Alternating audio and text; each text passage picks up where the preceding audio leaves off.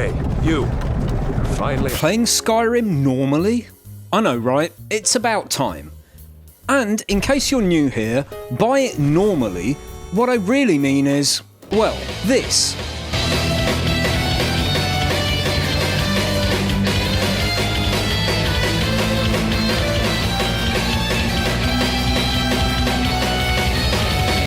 Can you beat Skyrim normally? Let's talk about the rules. Rules? Do I look like a Fed? The only rule is I'd be doing everything in this run on legendary difficulty. Why? Because dying to the slightest breath of wind makes for entertaining footage, and I also enjoy suffering a little too much. I'll put links in the description to any reference materials I used for some of the tricks you'll see in this vid, but I'd like to give a particular mention to Ramonferno, until recently known as Sickliffe, the king of unorthodox Skyrim strats and originator of several very important glitches, including dead loading, as well as various speedruns by Waz, Pekkanen and Dank Slushy. Also, a quick note that everything here was done on the PC version of the Skyrim Special Edition with the free anniversary upgrade patch, not the paid anniversary upgrade, and no console commands were used at all, as that kind of defeats the point. We all know Skyrim is broken, but if you see at least one thing in this vid you've never seen before, then my work here is done. So, grab a Colovian brandy and a sweet roll and settle in. Because just like this game's intro, it's gonna be a bumpy ride. There once was a giant named Kostak, who was hairy and scary and cold. Then along came this kitty, a fearless Khajiit, who scorched him like barbecue coals. I used to be sweet on a girl from here.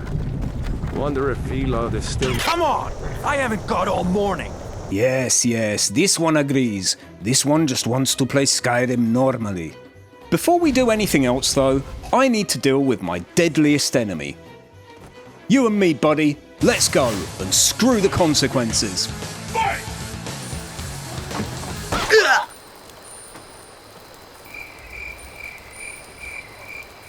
Well, that went better than I expected.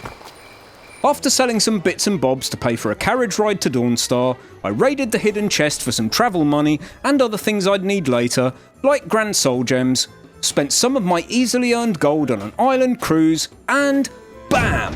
Souls time! No, not Souls time! I meant Souls time. Let's start off with a nice easy quest, like clearing out Raven Rock Mine. Okay, maybe not. At level 1 on Legendary, this island will bend you over and make you call it daddy for even daring to sniff in the direction of an enemy. So I laid out another 500 in cold hard septims to hire the services of Teldrin Sero. He's pretty irritating, to be honest, unless you like hearing the same voice line 8,000 times, but he can summon a Flame Atronak, which is nice. I'm glad that I'm finally traveling with someone who seems competent. My last patron was killed trying to tackle an entire fort of bandits. Please shut up. Even with Teldrin at my side, this place was as tough as Hawkerhide, but for now I wasn't concerned with completing the dungeon. My only goal was to grab these Netch jellies off this invisible table and get out of there. 2 jellies wouldn't be enough to fulfill my needs, but we can always do the classic item dupe glitch. By dropping them on the ground just inside a city, like Whiterun, ordering your follower to pick them up, leaving and immediately re-entering, the jellies will still be on the ground, but also in your follower's inventory. I repeated this a few times to get a decent stack and headed back to Raven Rock for the next part of my plan. Get some awesome drip to wear. Captain Gallen does the business around here. I'm just shipsman.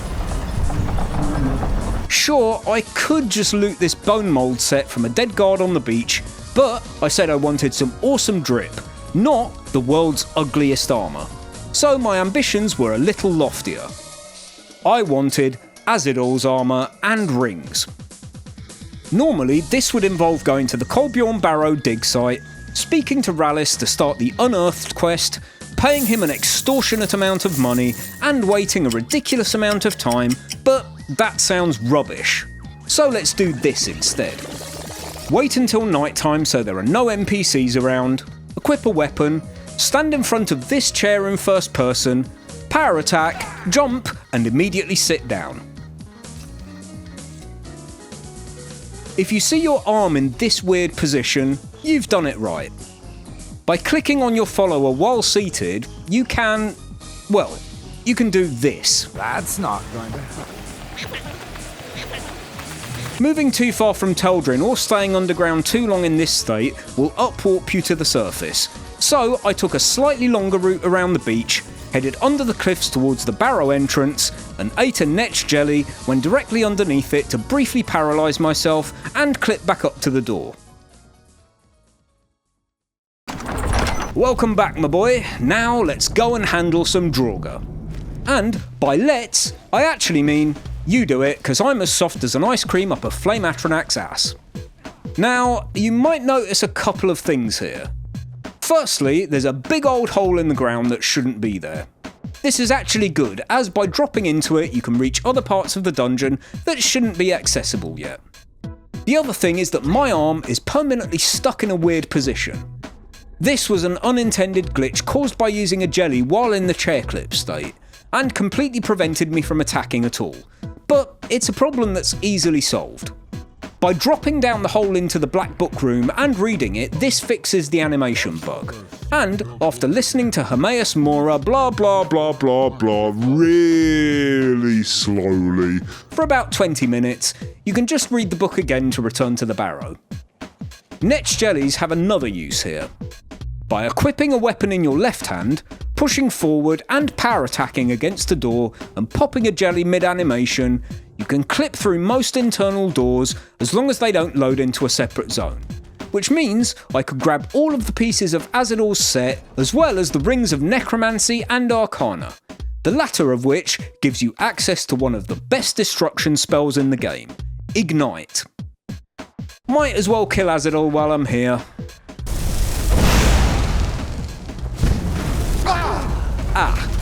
Teldrin, got another little job for you.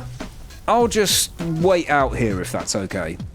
It took almost 15 minutes to deal with him, but it was worth it just to get the Azador mask, which boosts all fire damage by a hefty 25% when equipped.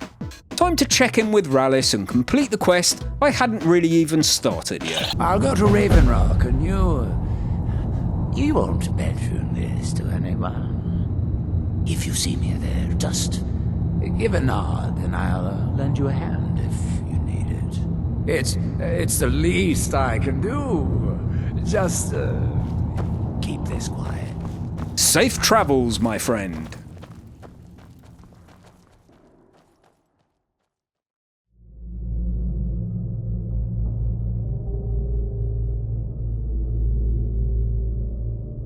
By dropping back into the hole and falling all the way into the void, the game respawns you back at the barrow exit, so I could leave and walk back to Raven Rock to check out my new threads. Hot damn, looking good. With peak fashion achieved, the next job on my list was learning to shout, since I am destined to be the chosen dragonborn saviour of the world, archmage, listener, chief companion, king of the vampires, and all-round badass, etc, etc. Only thing is, I'm a cat, so at the moment my skills are limited to pushing objects off tables and letting stupid bipeds do all the work for me. And I therefore had no idea where or how to obtain any shouts. Perhaps I would find the answer in books. Nope. Nope. Nope. Maybe this one is more useful. Oh yeah, I forgot. In Solstheim Skyrim, books read you. Candlelight lets you sprint through without taking any damage from the darkness, and although there's a lurker guardian at the end that seemed to derive great pleasure in flipping me like a furry pancake, as long as you lose aggro long enough to obtain an ability from the book, in my case, the Secret of Arcana, which reduces all magicka cost to 0 for 30 seconds, it doesn't matter if you get wrecked afterwards, as you'll still retain the power once you exit the book. Next, I took a brief detour back to Ravenrock Mine to complete the final descent quest, where I discovered that not only is Teldrin a very useful companion, he's also a fantastic lightning conductor. I didn't need to complete this quest for anything just yet, but it would come in handy later, so may as well get it out of the way. My real goal, however, was lurking in the luminescent depths of Blackreach, and there's no need to speak to Septimus or obtain his weird neon rave cube to access the dungeon, when you can just jelly clip through the gate of the exit to the Tower of Mazark instead. The 6 billion Falmer that can one-shot me down here might be a small issue though. Okie dokie, new plan.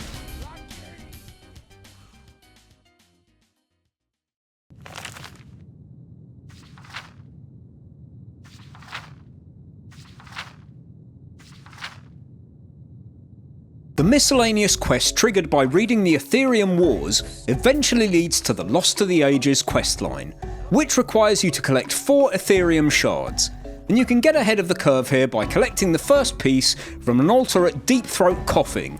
But to start the quest proper, I'd need to visit the ruins of this place.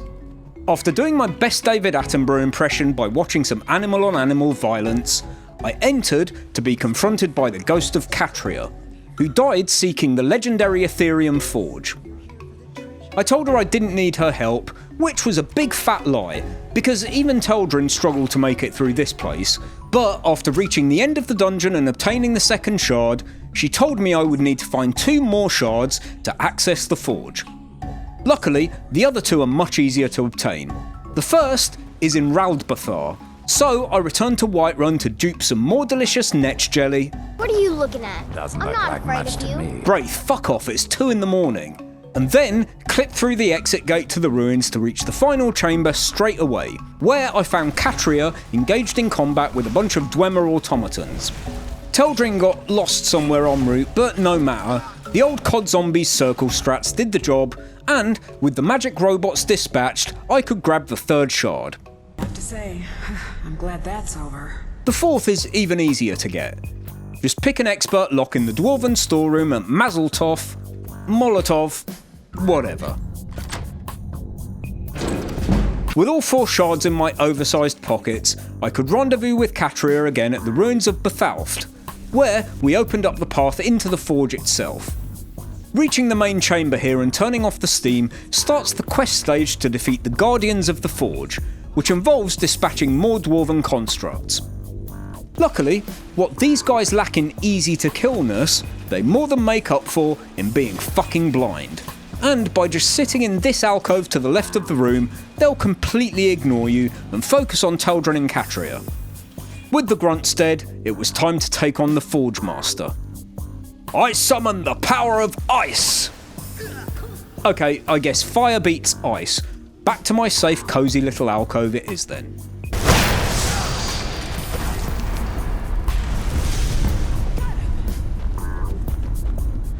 I almost can't believe it.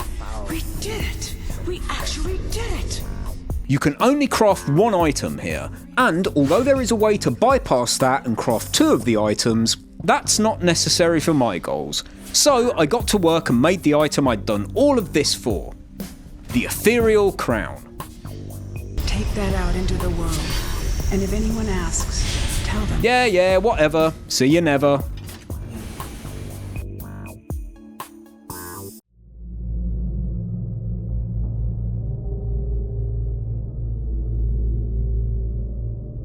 The crown allows you to store the power of the last standing stone you activated in it, but since it reapplies the power every time you equip it, by taking it off and putting it on again, you can completely bypass the 24-hour limit on using greater powers granted by the stones, which is particularly useful when combined with the ritual stone. This power reanimates most corpses in the vicinity to fight by your side for several minutes, so by constantly re-equipping the crown, you can keep bringing them back to life over and over to build an immortal army of the dead, which would help me clear out all of the Falmer in the Silent City area of Blackreach. Jeez, I'm gonna need to hire an HR department at this rate. Not that this is anything new, I'm sure plenty of you have seen videos of this particular trick before. But while it's useful for the dark arts of legally grey area slavery, that wasn't my main reason for obtaining it. Vollenrud, which is close by, might be mainly known as Armand Mottier's location in the Dark Brotherhood questline, but it also contains several Draugr, like this Scourge. Okay buddy, you're coming with me, I'll give you something to shout about. You see, higher tiers of Draugr have the ability to shout, so by leading him back to Blackreach and up to this platform, positioning yourself between him and the edge, and aggroing him, he'll Fuzzrodar you, hitting the giant globe behind you in the process, which also happens to summon the dragon Vulfuriol. And you know what happens when you kill a dragon, right? When you let your army of the undead kill a dragon, right? Yep.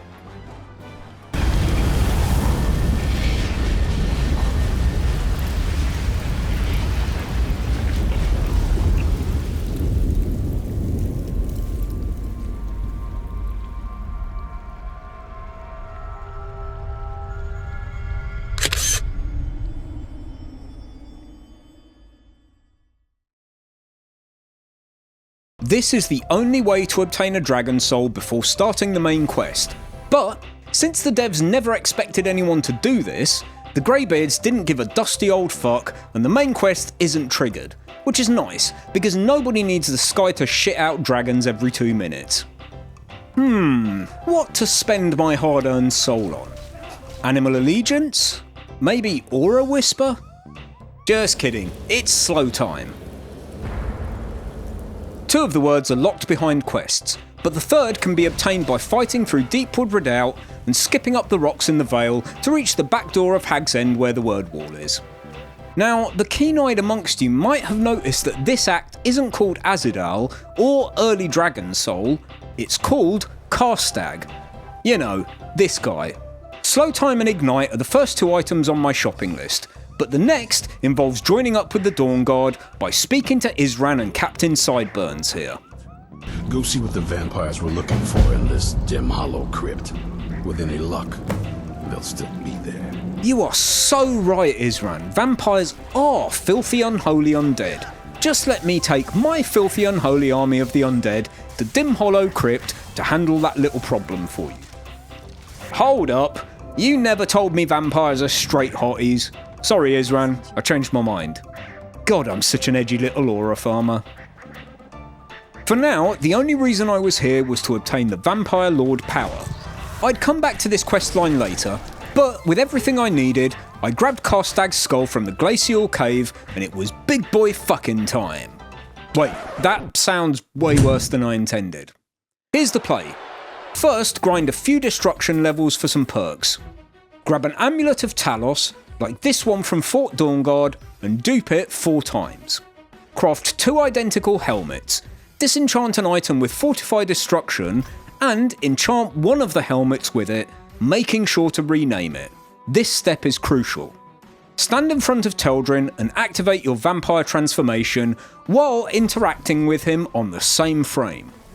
If done right, you should be able to access the item trade dialogue option while you transform, which in turn lets you access your inventory while in vampire form. First, equip all 5 amulets of Talos. Yeah, don't ask, it just works, etc. Next, equip the plain helmet, go down to the Helmet of Destruction, and click to equip it at least 13 times. Again, don't ask. Transform back, and you should now have 100% shout cooldown reduction, as well as over 100% destruction cost reduction. Or, in simpler terms, you can now shout and cast destruction spells infinitely. Nobody got time for a locked door, so Skyrim your way up the wall instead, take out the Reclings, activate Karstag's throne, and, well, just do this.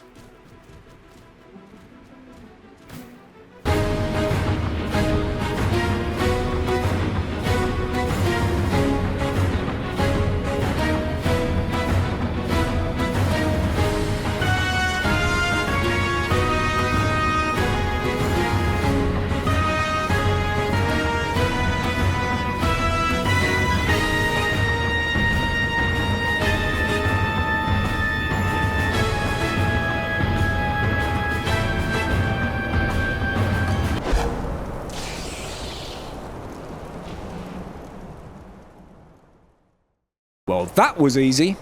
Time to celebrate with a not yet stiff drink.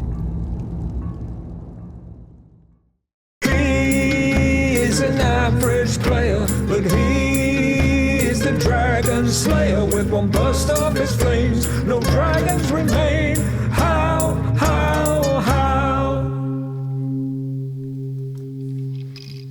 Since it's your first time, sure. Find a booth and enjoy. Oh man, I knew I shouldn't have drunk all those free skooma samples last night. Now I'm stuck in Redwater Den. Still, this is one of the easier ways to get hold of the telekinesis spell early in the game. Just gotta use some vampires to kill some other vampires and get out of here. Once again, it's been a pleasure. Say cheese, Grelod! What are you doing? Why are they hurting each other? Kill one person and you can solve so many problems. Someone has killed Grelod! Yes, child, Grelod is dead, and you can keep your stupid, cheap garbage Temu plate too while you're at it. Time to start working on my two favourite pastimes: making new friends and murdering people. Make your choice. Make your kill. Nah, I got a better idea. You do it.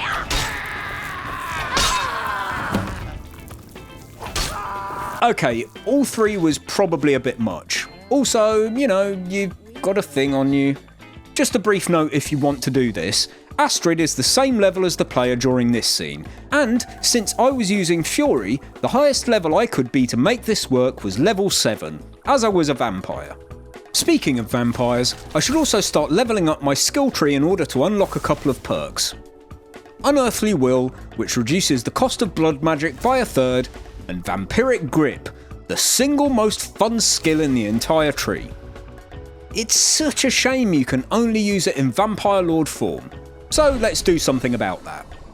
Equip and cast a bound weapon spell in your left hand, power attack and transform while mashing the attack. Select Vampiric Grip, then use revert form, and as soon as you start to transform back, open the vampire menu again and click on Vampiric Grip again. Although it looks like you're deselecting it here, you're actually doing the opposite. And once you're back to normal, you'll find you still have Vampiric Grip active in your left hand, where it remains infinitely unless you equip another spell there. Not only does this slowly drain the life of anyone caught in your grip, it's also great for dealing with minor irritations in your path. Also, whilst having a follower and an army of undead is neat, you can never have too much firepower on legendary difficulty, so I headed to the College of Winterhold. Sadly, I was exactly 7 gold short of being able to buy Firebolt to pass Feralda's entry test, but by going down to the base of the college and performing some extremely legitimate parkour manoeuvres, I was able to enter the midden via the exit, and access the Atronak Forge in order to craft a Staff of Storm Atronak. A quick note, make sure you don't misread the recipe and just craft a Storm Atronak instead, cause that one really isn't as helpful.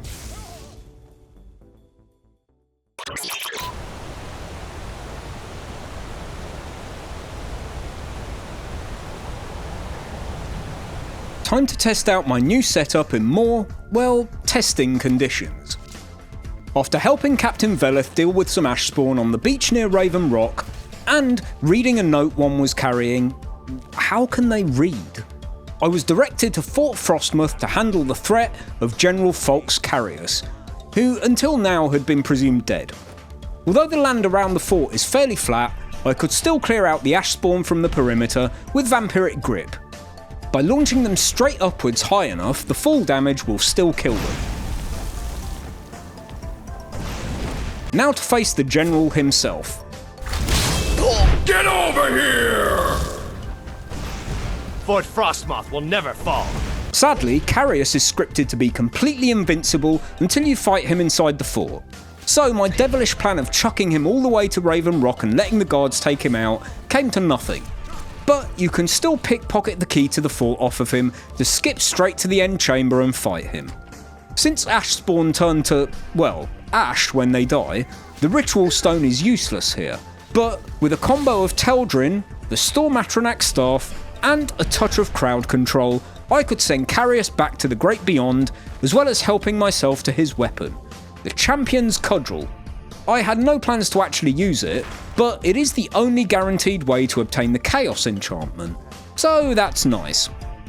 Now, I wonder what else I can do with my newfound Sith powers. Your targets are the beggar Narfi, an ex-miller named Enodius Papias, and Baytild, a mine boss. I gotcha, Chief. First up, Narfi the beggar in Ivarstead. I figured he must live a really dull life, so might as well give him a little bit of excitement before he croaks it, in the form of a thrilling white-knuckle ride. Why are you doing this? Bro. Next victim, Baytild in Dawnstar. I wondered how far away you could use Vampiric Grip from. Turns out the answer is pretty damn far.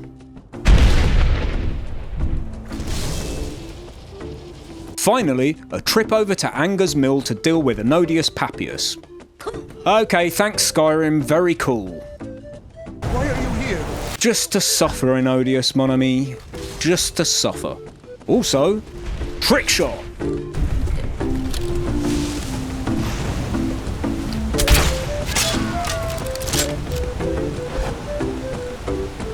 Completing these contracts triggers Cicero to appear at the Dark Brotherhood Sanctuary. And if, like me, you have absolutely dogshit fashion sense, you might want to get hold of his very stylish outfit. Unfortunately, you can't pickpocket equipped clothing from essential NPCs. Unless you do this. Paralyze him, and while it's wearing off, throw a mind control spider at him and click on him to pickpocket on the exact same frame the spider hits him. Since his outfit has no armour rating, as long as you put some actual armour into his inventory, he'll equip that instead. You look absolutely fabulous, dude. Try again! Paralyze him again, and now, if you pickpocket him as he gets back up, all of his set will be available for you to take. You don't have to be crazy to think this outfit looks good, but it helps.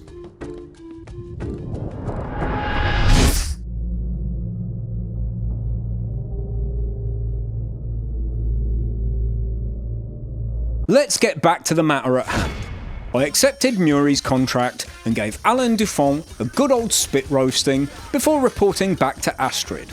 I need your assistance with a matter of a more personal nature. Say no more. You want some of this kitty for your kitty? Okay, hiding in a coffin with a talking corpse while eavesdropping on a madman was not what I had in mind. Lurbuck the Orc suffered an unfortunate death at the hands of the patrons of the Moorside Inn. Alva, I'm not sure anyone's supposed to know you're a vampire. And then I returned to Vollenrude to speak to Armand Motier, where I told him something an ex of mine once said to me in bed. Oh, yeah, and he mentioned something about a contract to kill the Emperor too. All in a day's work. I couldn't neglect my other friends, so it was time to return to Castle Volkihar to progress the Dawnguard questline. Garen Morethi sent me back to the back rooms of Redwater Den to clear out the remaining vampires and fill the Bloodstone Chalice. Since I mentioned the back rooms, this video is now extremely topical. Ignore the fact Skyrim is 15 years old. This was kind of chaotic, but it's fine. I could use my necromantic party hat to make the dead undead even more undead to get through it, in some sort of undeadception. Filled the chalice, dealt with Salonia and stealth, and also made sure to pick up the fork weapon, which I'd need later. Since I had completed 2 of the Raven Rock quests earlier, I could also obtain the quest to investigate the plot to kill Councillor Morvain.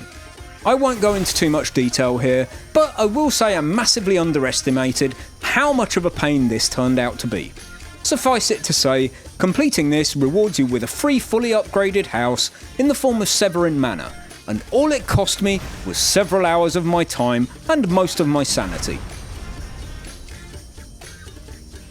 Back to the venerable Lord Harkon, who told me of the prophecy to blot out the sun, written in the Elder Scroll Serana was carrying, and ordered me and the rest of his court to locate the only person who could read the scroll, a moth priest.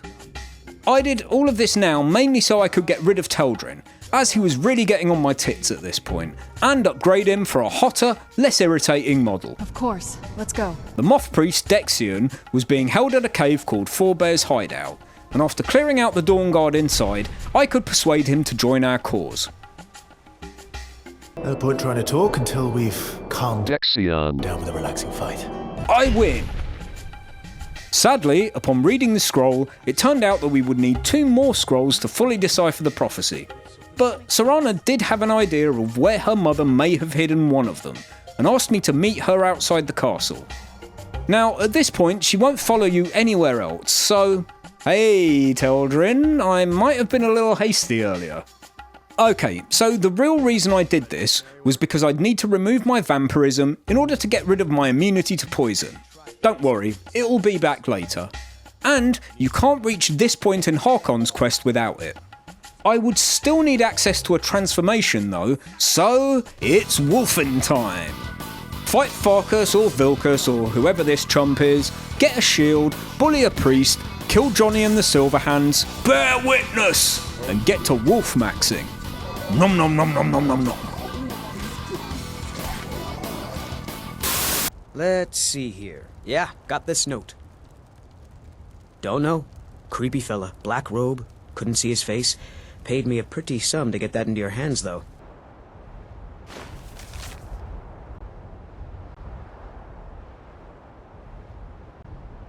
Is there any occasion more heartwarming and joyous than a wedding? Taylor and Travis might be the talk of the town, but Solitude was the only place I wanted to be. And with everyone who's anyone attending, I'd need to get a bird's eye view of proceedings. First though, I picked up this bucket from Katla's farm. Make sure it's the variant with a handle, and then headed up to the bridge out of Castle Dower to perform a Skyrim classic. Bucket levitation. Yeah, you've all seen it before, so let me show you something you might not have seen instead. Thank you for sharing this wonderfully happy day with myself and my new husband. Today, the problems of Skyrim are not problems, nor are they yours. Today, we are joined in peace and happiness. Enjoy yourselves.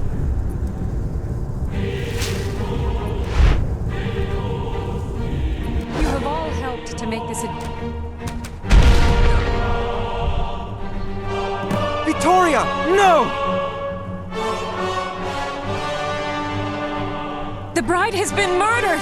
Somebody help! You'll never catch me alive, coppers! I heard you were at the wedding of the Emperor's cousin. In Solitude. Gods, that must have been horrible. It's funny, but every time I come back to Solitude, anyone I get close to seems to die. Very odd indeed. I returned to the Sanctuary to brag about my exploits, only to find out that Shitaro had gone bananas and fled to the disused Dawnstar Sanctuary, where I should follow him to put him down like a bad book. I will kill this jester if you so desire. But there is a disturbance in the void. Our dread father does not wish this. Oh, what? You mean Sithis? Yeah, couldn't give a toss about that guy. Whilst launching Cicero to his death was all fun and games, the main reason I'd progressed this faction this far was to collect the worn-shrouded hood found on this dresser for reasons, which I then promptly duped back in Whiterun. I can't help but feel like I've forgotten something though. Oh god, yeah, the main quest! Come, let's go find Farengar, my court wizard. He's been looking into a matter related to these dragons and rumors of dragons. You know what? I have a better idea. Hold that thought. I'll be right back. I'm going to tell Father you said that.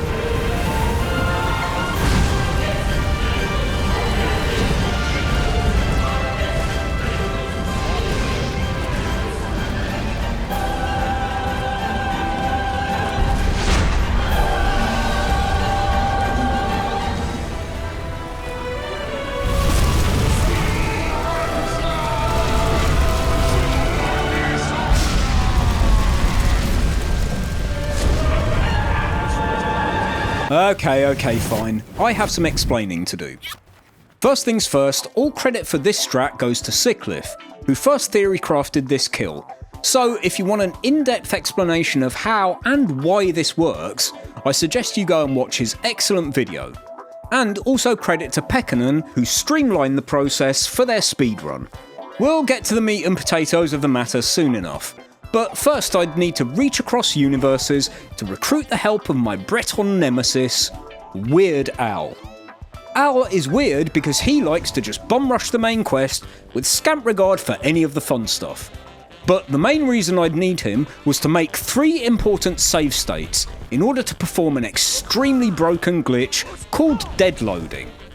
To set these saves up, I would need to activate the Blessing of Arche, which gives an extra 25 HP for 8 real-time hours, and then lower my health so I had less than 25 HP left.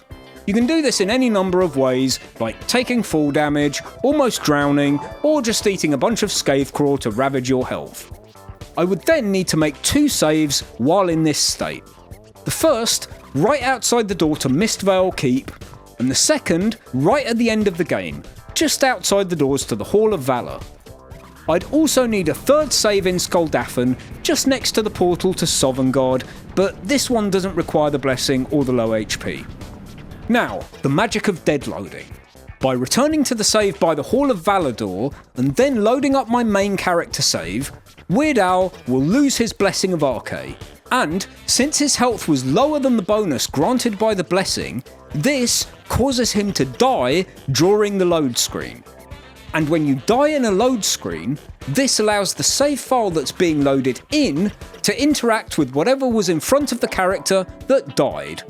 In other words, Normal can now interact with the Hall of Valor door while loading in, despite never having been there before.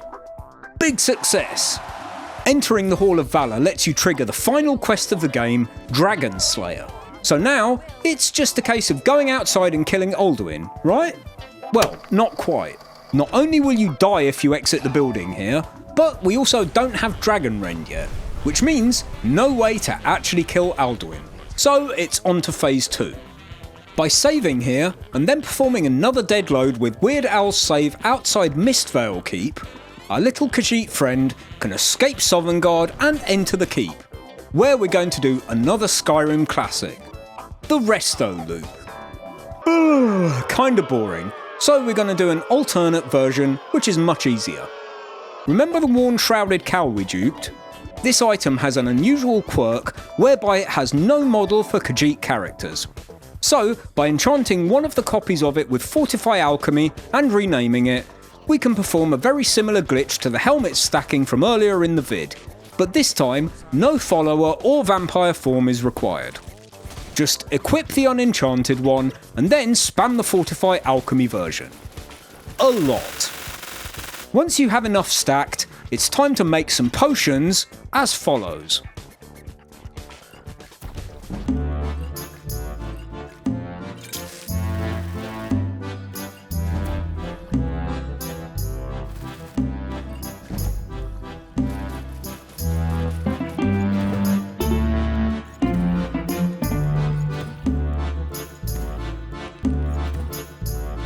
The Hunger Tongue and Blissbug Thorax are key ingredients for this strat, which are both available as long as you have the free anniversary patch. Next, make sure Willandria is asleep next door, use the poison on a dagger, and drink all the remaining potions before immediately saving. Reverse pickpocket the poison dagger onto her, wake her with a gentle good morning slap, and let her hit you with the dagger before saving again. Here's where Weird Al's third save comes into play, and we'll use it for a different kind of load warp, which only works for entrances that you can walk straight into without interacting. If you shuffle forwards and hit the pause menu, on the exact same frame you enter the portal, you'll see what looks like a black screen, but is actually the menu screen. From here, you can quit out to the main menu and load in the last save you made in Mistvale Keep to perform a load warp between characters.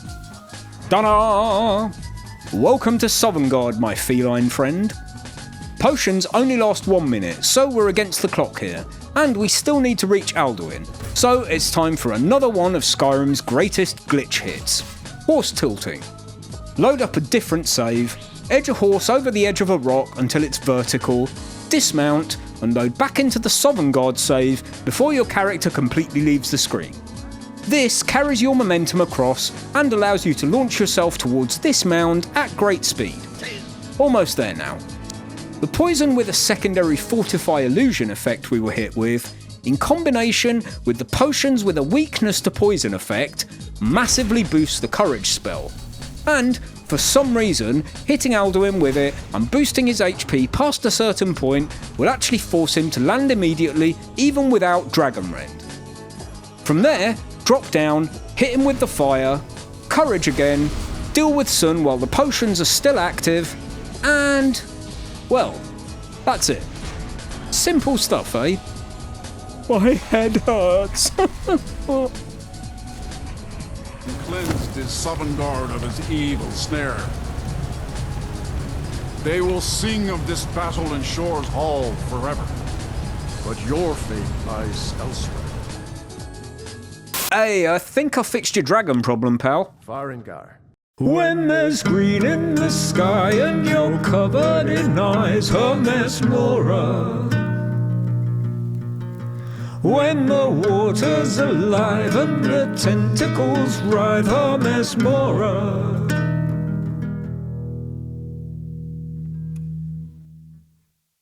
You'd think that killing Alduin would prevent you from doing anything else in the main quest, but nope. Good thing too, since I wanted to start the Dragonborn DLC. First though, some formalities to complete.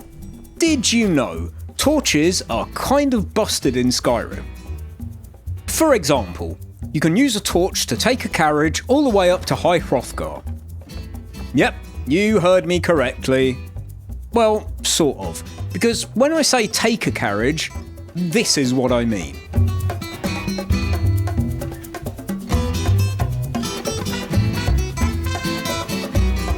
Yeah, I'm not even gonna try and explain this one, mainly because I can't. Just roll with it, okay?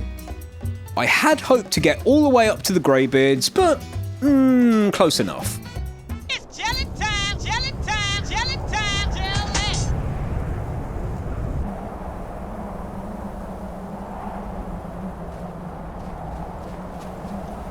With all this hard work I'd been doing, I also deserved some staff benefits. This is actually a great pun, but it won't make sense for another 30 seconds. First off, a big night out. You know, the kind where you trash a temple, sell a goat, do the dirty with a hagraven, kill some larpers, and enjoy a party with a Daedric prince, all to obtain the Sanguine Rose. Or, how about jumping into an insane dead guy's brain to make a small guy big or a big guy small or whatever's going on here to get hold of the Wabberjack? I'm sorry, Serana, my love. I didn't mean to stand you up for so long. It was finally time to delve beneath Castle Volkihar. First though, some more firepower. Literally. After making sure to have one single scroll of fireball in my inventory, I equipped it, transformed into a furry, transformed back immediately to avoid the accusations, and dropped the scroll onto the ground. Oh look, infinite scrolls. Lovely stuff. With this and the Wabberjack, which despite some of its wackier effects is still a very potent damage dealer, I was now OP. Okay, most of the time. After completing the Moondal puzzle and entering Volkihar ruins, Serana told me that we were getting close. We're getting close. Which was a goddamn lie, because it took another 40 minutes to actually reach Valerica's study. Still, at least I could get rid of my hairy palms now and swap them for Vampire Lord again. We entered the deep purple of the Soul Cairn, Valerica told us to take care of the keepers to free her, and we headed into the Bone Zone to get boned.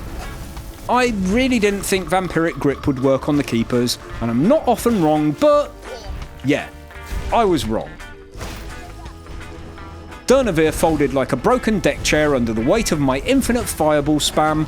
I helped myself to the Blood Elder Scroll, and I was ready to return to Solstheim to tackle my draconic nemesis, Mirag. You are Dragonborn. Usually you'd start this questline by heading to the Temple of Mirak, but since I'd need some dragon souls, and Mirak randomly shows up and steals them once you've met him for the first time, it's actually better to get ahead of things. So instead I went to Sering's Watch, ragdolled a few Draugr, learned the first word of Bend Will, dealt with the blood dragon circling above to absorb its soul, cleansed all the Allmaker stones and rid them of the lurkers protecting them. Okay, I'm not going to do all the work here. And went to the Skull Village to tell Storn what a good kitty I'd been. The air is different. We are safe, which means you have succeeded. This prompted him to send me to meet Freya at the Temple of Mirak, and normally you'd need to progress all the way through this dungeon at this point. But we're not playing normally, we're playing normally. By going to this spot near the Windstone and dropping halfway down this rock face next to the waterfall, you can use a plate or a basket to whirlwind sprint clip into the back of the temple and open the exit for immediate access to the room where the Waking Dreams Black Book is held. Apologies in advance, because I'm about to make things weird. Well, weirder.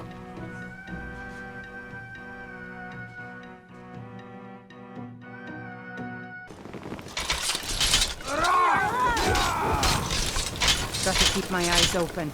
Damn dragons could swoop down at any time. Go I to mostly thinking. deal with petty thieving.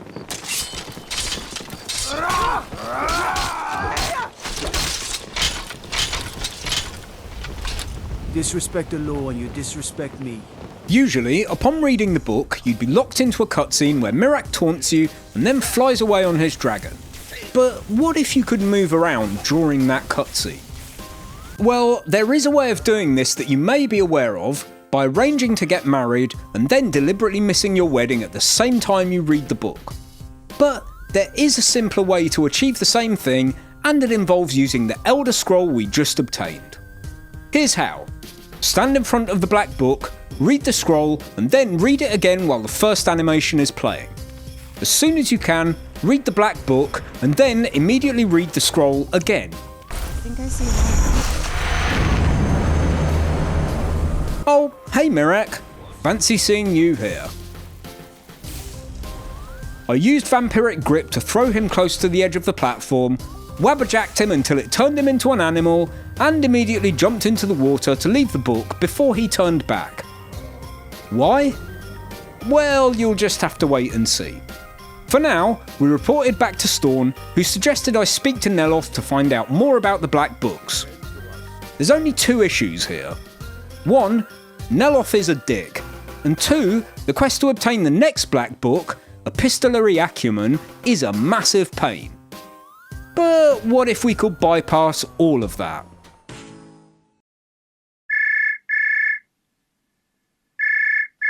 Hello, Weird Al here. How did you get this number? And how do you have a phone in Skyrim? Hello, my interdimensional moon brother from another less hairy mother. This one requires your help again. Normally, when exiting a Black Book, you'd be placed back at the location where you first read the book. But what if you never read any Black Books to begin with? Well, I know someone who hasn't read a Black Book yet. This guy. By starting the DLC with Weird Al, making a save before reading Waking Dreams, watching the cutscene, reading the book again and entering Chapter 2, creating a deadload state at the portal back to Chapter 1, and warping into it from the save made before reading the book, Weird Al would be able to access the cutscene without ever having read a Black Book. And since the game now has no idea where to put you once the cutscene ends, it drops you into a weird developer-only void which contains a copy of every Black Book in the game. This part's a little fiddly to do as you're falling infinitely in here, but with a bit of persistence you can click on the Epistolary Acumen book, which in turn meant I could enter it with Weird Al, set up a new deadload state at the portal into Chapter 2 of the book, and use it to warp my feline protagonist straight into the Black Book without having read it, visited in Chardak, or even spoken to Neloth about it. All clear? Probably not. Even I had to read through that like 20 times to make sure I'd got it right. All seekers of knowledge, come to me. Sooner or later. Reaching the end of the book triggers Hermaeus Mora to appear, and after teaching me the second word of Bend Will, he promised to give me the final word if I could convince the Skull to give up their secrets to him, which I had no issue with since I couldn't give a shit about them. For some reason, entering the book like this prevented me from leaving by reading the book, probably because I didn't actually have the book at all, but I could just use one of my earlier deadload states to warp out. This must be that beautiful Skyrim weather I've always heard about. Sure thing, Grandma, let's get you to bed. To coffin? After Hermaeus hentied Thorn and taught me the final word of Bend Will, I unlocked the Shout and read Waking Dreams again to proceed with the final quest of the DLC, At the Summit of Apocrypha. Oh, hi again, Mirak. So, you might be wondering why the hell he's here. Well, the Mirak we met in the cutscene isn't actually the same character model as the Mirak you fight as the final boss. And by performing the Wabberjack wizardry we did earlier, this version of him will remain stuck here forever without despawning. Unless, you kill him, drag his corpse to the edge of this platform, and give him a better weapon. Where did I get a better weapon? From the Atronak Forge, of course. Did I obtain the Sigil Stone that lets you craft Daedric weapons by completing the whole quest tied to it? Nope, of course not. Who do you think I am?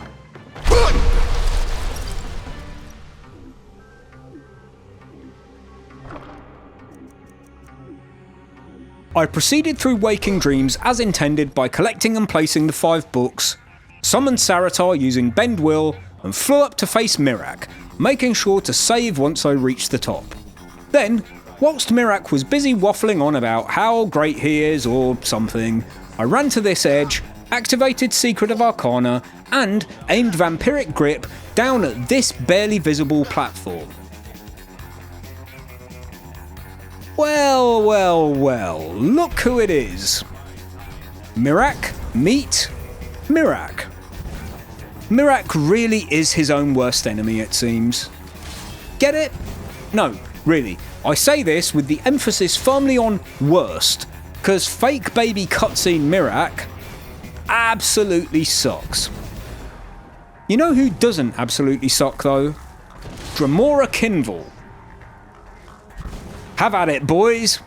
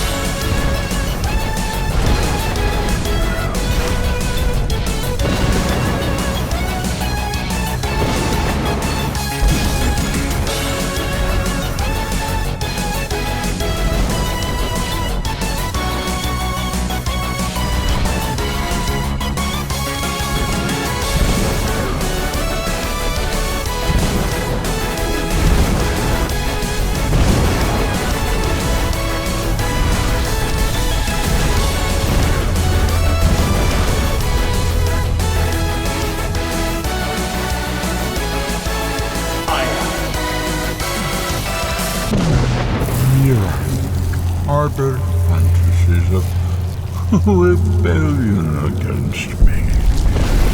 Learn from his example. Serve me faithfully, and you will continue to be richly rewarded. Okay, just a quick note. You might be wondering why we even bothered doing all the other stuff if we could have just jumped straight into Epistolary Acumen. Well, the problem there is that by sequence breaking too much, Saratar will never lose his Essential flag, which means you can make it all the way to the final fight with Mirak, but when he tries to absorb the dragon's soul, you'll get soft-locked as the dragon simply won't die. Go on, ask me how I know.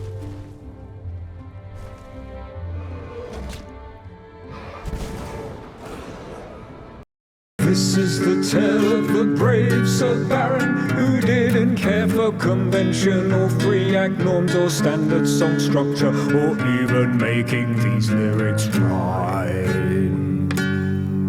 Okay, what the fuck was that? Okay, it's more like an epilogue than a full act, but I still had some cleanup to do, so let's get on with it. Bah, useless. First things first, back to the Brotherhood quest. Bon appetit, Your Eminence!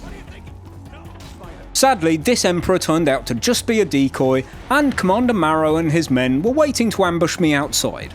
But my reading ability seemed to completely confuse them, and I made my escape. Returned to the Sanctuary, and... my god, guys, I can't leave you alone for 5 minutes without everyone trying to murder each other. Astrid had taken the rather extreme step of carbonising herself in order to shirk her duties, but you're not going to get asked rid of me that easily, lady. No sick days. Astrid is dead. It is as it should be. May she find redemption in the void. Crispy Bacon Astrid only has 1 HP, and we had a long journey ahead. So I levelled Conjuration to 70 by repeatedly casting Soul Trap on this corpse in the Riften Hall of the Dead in order to take the Dark Souls perk. Yes, I know, like the game. Which gives dead thralls an extra 100 HP, and we headed off to the true Emperor's location, the good ship Kataraya. Now, you're supposed to enter via a hatch and work your way through the ship's lower decks, but that's boring. Instead, I cleared the upper deck from the shoreline, punched Astrid to sleep, and left her body on this sandbank before attempting one of Skyrim's most bizarre and unknown glitches.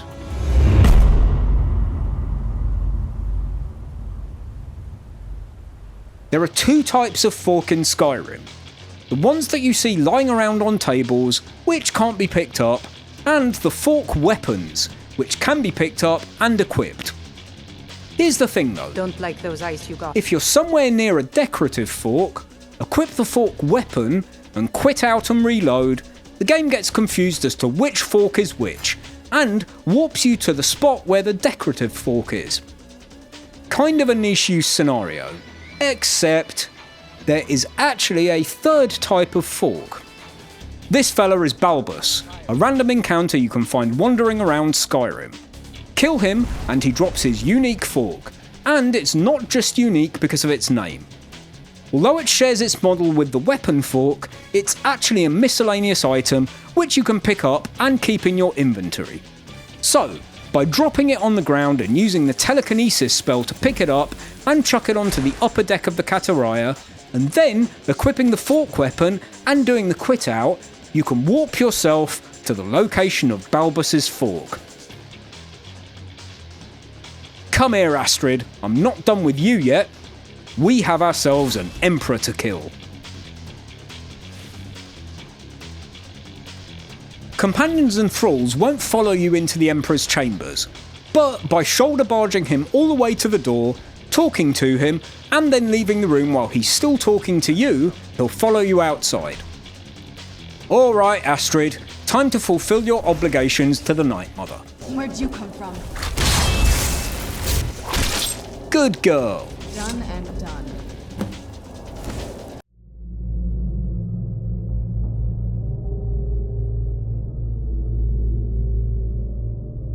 All that was left now was to finish off the Dawnguard questline. Obtain the Dragon Elder scroll, head to Ancestor Glade to make myself all mothy, read the scrolls, traverse Darkfall Cave, and explore Forgotten Vale to fill the Initiate's ewer. God, I'm bored just thinking about it. Let's speed things up a little. By killing this frost giant for the Sapphire Paragon item, you can access a hidden area in the Inner Sanctum. In 3rd person, hold up a bucket or plate in front of this wall, quick save, load up a horse tilt save and do the thing, quick load, push forwards, and quick load again to clip through the wall into the main part of the Inner Sanctum without activating all the way shrines. Infinite Scrolls made short work of the Archcurate's waves of frosty minions, the ceiling collapsed, Serana and Virthor had a few choice words, and it was time for a proper boss fight. Just kidding, what do I look like? You might notice something slightly odd in this section. I had Mirax's spawning tentacles effect active without actually wearing Mirax's robes. This is yet another application of the dead loading glitch. By assigning the robes to a hotkey, equipping them and saving, and then setting up another dead load save state, you can press the hotkey to unequip the robes while loading in your first save, which will retain the robes' ability while freeing up your armour slot for something else. Even after all this game never ceases to amaze me. Alright, let's finish this with an actual boss fight, promise.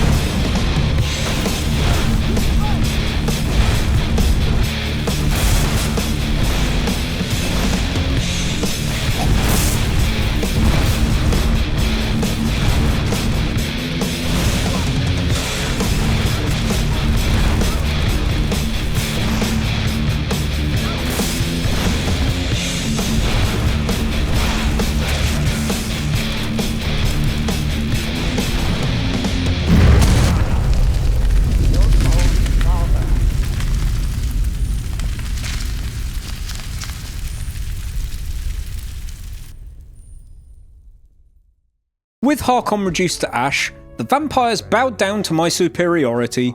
Serana got stuck in her attack posture, but meh, who cares at this point? And it was done. I had beaten Skyrim in a completely unspectacular and normal way, in as much as anyone ever truly beats Skyrim. We don't mention the Thieves Guild or the College of Winterhold quests. There's definitely one final thing I need to do to wrap this all up though.